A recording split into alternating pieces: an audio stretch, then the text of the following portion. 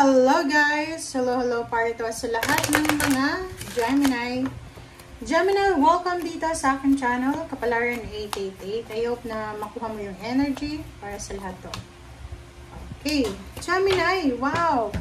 Congratulations sa'yo kasi it's number 25, 7 and 9. 7 and 9. So, nakikita ko sir dito na ihanda mo daw ang sarili mo. You need to prepare yourself para sa pagbabago, para sa promosyon, salary increase, para sa pag-usad ng career mo, pag-usad ng buhay mo. Kasi para siyang ano eh, 'di ba? Yung parang launching, 'di ba?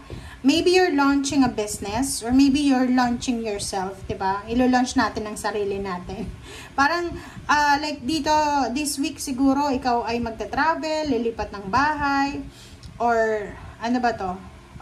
Ikaw ay ready na para sa pag-a-apply ng trabaho, ready na sa interview, sa exam, sa promotion, plano kung ano man siya, diba? Ready ka na. So, handang-handa ka na, kumbaga, yun yung sinasabi. And malapit na, sinasabi 9 months, 9 months bang, ano bang, July, August, September, October, November, December, January, March. Okay, so March, possible na makatanggap ka ng recognition, ng awards, rewards, or maybe December or September. So, yun. Okay, Gemini. Okay, for this 3 cards, sinasabi ng bara sa'yo dito na busy ka. Sa linggong ito, busy yung mga Gemini para sa kanilang pangarap sa buhay, 'di ba? Working for their dreams, especially emotion and especially money. So, kung ano man ang ginagawa mo sa ngayon, continue mo lang. Okay? Pagpatuloy mo lang Gemini kung anong ginagawa mo kasi sinasabi ng barahan na yung result ng ginagawa mo sa ngayon, ayan yung katuparan ng iyong pangarap. And sobra-sobra kang aapo yung cups mo eh. Sobra-sobra kang magiging masaya para sa blessings na matatanggap mo after ng pinagpapaguran mo na yan. Okay? Okay, so dito naman, Queen of Cups, Hierophant. Wow! Congratulations sa'yo, Gemini, kasi you are super lucky, you're super fortunate. Because meron ditong water sign, Pisces, Scorpion, Cancer, earth signs, Virgo, Capricorn, and Taurus, fire sign, Leo, Aries, Sagittarius, na posibleng willing kang suportahan sa kung ano man ang pangarap mo sa buhay. So, yung Queen of Cups dito is babae siya. Babaeng water sign, Pisces, Scorpion, Cancer. Ang babaeng ito ay siguro wala kayong communication, hindi nga kayo nagta-chat, nagte-text, nagko-call.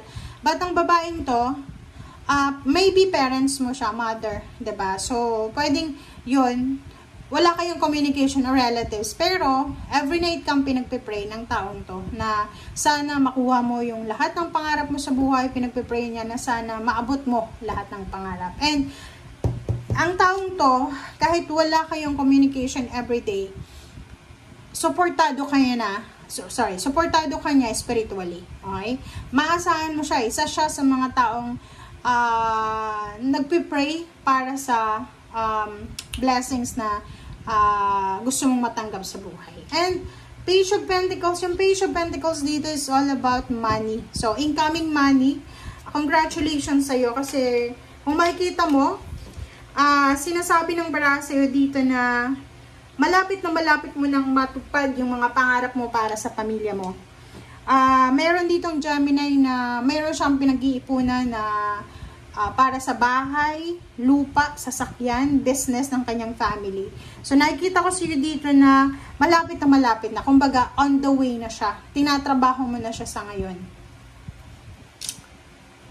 Okay, relationship, Magician. So, sinasabi ng barahang yan na ihanda mo daw ang sarili mo kasi isang kumbaga, unexpected twist of events ang posibleng mangyari sa'yo, lalo na sa relationship mo. Like for example, if you're married Gemini, tapos yung asawa mo, lalaki ka, yung babae, yung asawa mo, ilang taon na siyang unemployed. Out of the blue, bigla siyang magkaroon ng interest na mag-apply ng trabaho or mag-business.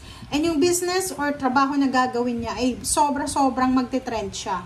So, nakikita ko yung unexpected happiness na mararamdaman mo and the rest ng family mo. So, kumbaga, yung takot na nararamdaman mo sa kung ano yung mangyayari sa future mo, ay kunyari lang ha, na takot ka na tumanda ka, takot ka na baka pag matanda ka na, hindi mo na kaya, yung mga anak mo, paano na sila, parang ganun. So, hindi mo naisip na yung anak mo, lalaki sila, magkakaisip sila, parang ganun. So, yung mga unnecessary worries mo na yan, ay mariresolve yan sa linggong ito. Knight of Swords and Page of Cups, you are lucky, Gemini, kasi you are supported, you are guided ng mga tao sa paligid mo. Talagang susuportahan ka nila eh. Ibibigay nila yung full support sa'yo. So, wag kang masyadong mag-alala. Okay?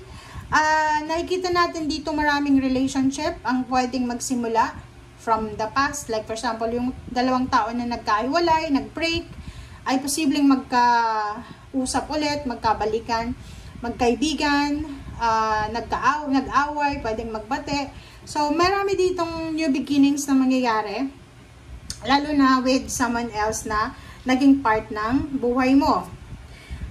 Sa usaping pera, sinasabi ng barahan na lahat ng mga sacrifices mo, yung palagi kang nag-overtime, yung sobrang kuripot mo, lahat yan ay magbubunga ng maganda. Kasi, parang sinasabi ng barahan na may mga Gemini na feeling nila yung pagod nila sa trabaho, walang result, pero nagkakamali ka dyan. Kasi, ang sinasabi ng barahan sa'yo dito, lahat ng sacrifices mo, lahat ng perspiration ba yun? Tawag dyan, ano bang? Pawis. Dugot pawis na pinuhunan mo dyan sa negosyo mo, sa trabaho mo, ay mayroon dyang positive outcome. Oh, 'di ba? Isang exciting na pagbabago, it's either new baby, new source of income, new business ideas, new work ideas, new friendship, new collaboration. Ang posibleng darating sa iyo na pwedeng magdala sa iyo ng sobra-sobrang impress, sobrang abundance. Mag-iingat lang tayo sa love life. If you are single, yun lang, single. Mag-iingat ka, single ka ha, kasi posibleng ikaw ay makatagpo ng isang manloloko na individual na pwedeng maging rason para masira yung diskarte mo sa pera. Ibig sabihin yan, pwede kang magkaroon ng boyfriend or girlfriend na masyadong materialistic na maubos nila yung ipon mo. Yun yung kailangan mong iwasan. Chariot, wow, sa usaping pera, sinasabi ng baraha, may posibleng international travel plans. So, nakikita ko sa'yo dito, naghihintay ka na lang. So, maybe this year, may hinihintay ka, and for the year 2026, aarangkada ka na. 'Di ba? So, 5 of Swords, 7 of Wands. So, sinasabi ng baraha sa'yo dito, nasa kamay mo daw. Okay? Nasa kamay mo, wala sa kamay ng ibang tao. 'Di ba? Ibig sabihin nito, kung may mga bagay-bagay sitwasyon ka, relationship na kailangan i-let go. Pero kung may mga bagay-bagay ka din na gustong ipaglaban mo. Huwag kang magdalawang isip. Okay? Huwag kang magdalawang isip kung alam mo na masaya ka sa ginagawa mo. But pag alam mong hindi ka masaya, nagagawin mo to just because to please someone else, mag-isip ka. Okay? Thank you guys. Bye!